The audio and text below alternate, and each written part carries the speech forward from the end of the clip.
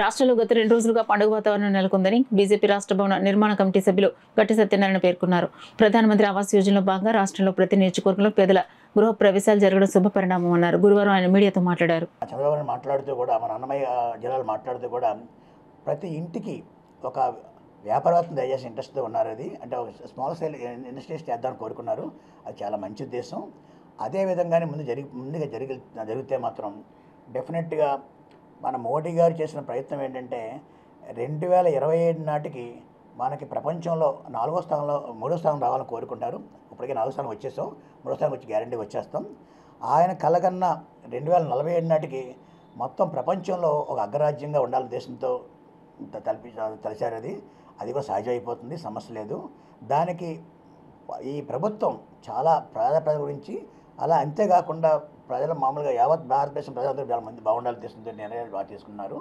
మన లోకేష్ గారు కూడా ఈ మధ్య ఆయన ఫారిన్ వెళ్ళి ఎక్కడో మంచి కమిట్మెంట్ తీసుకుని ఎక్కువగా అంటే ఈ ఫారిన్ ఇండస్ట్రీ కూడా ఆంధ్రప్రదేశ్ వచ్చేలా ప్రయత్నం చేస్తున్నారు. ఆయన కూడా రక్షించే విషయం అది.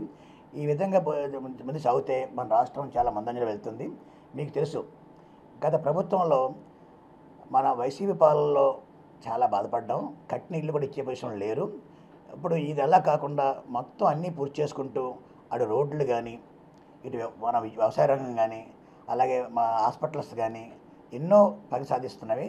మనం ఈ ఎన్డీఏ ప్రభుత్వం ఈ కూటమి వల్ల మన భారతదేశానికే కాకుండా మన రాష్ట్రం, ముఖ్యంగా మన రాష్ట్రం కూడా అభివృద్ధి చెందుతుందని నేను గంటబాదం చెప్పగలుగుతున్నాను.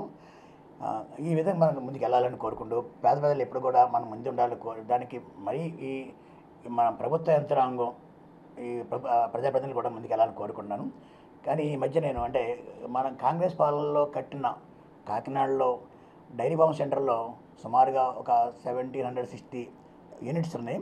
దాంట్లో ఒక 9000 అపార్ట్మెంట్స్ దాకా ఉంటాయని అనుకుంటున్నాను. నేను ఎప్పుడు అనుకోకుండా విజిట్ చూస్తే ఆ బిల్డింగ్ కట్టిన 15 ఏళ్ళలోనే ఆ బిల్డింగ్ మరమ్మతులు వచ్చేసాయి. అంటే దానికి కారణం ఏమైనా ఉండొచ్చు, అంటే వాళ్ళు వాడే మెటీరియల్లో లోపై ఉండొచ్చు, మరీ ముఖ్యంగా వాటర్ అనే ఉండొచ్చు. కానీ ఇప్పుడు కట్టబోయే ఇల్లు మాత్రం అలా కాకుండా పేద ప్రజల కళలకి ఎప్పుడు కూడా కనీసం ఇల్లు కడితే 30-35 ఏళ్ళు ఉంటుందని తెలిసిన విషయమే. మినిమం అయితే నేను ఇంజనీర్ని, నేను కడితే ప్రతి ఇల్లు 70 ఏళ్ళు ఉంటుందని నేను గ్యారంటీగా రాసి ఇవ్వగలను కూడాను.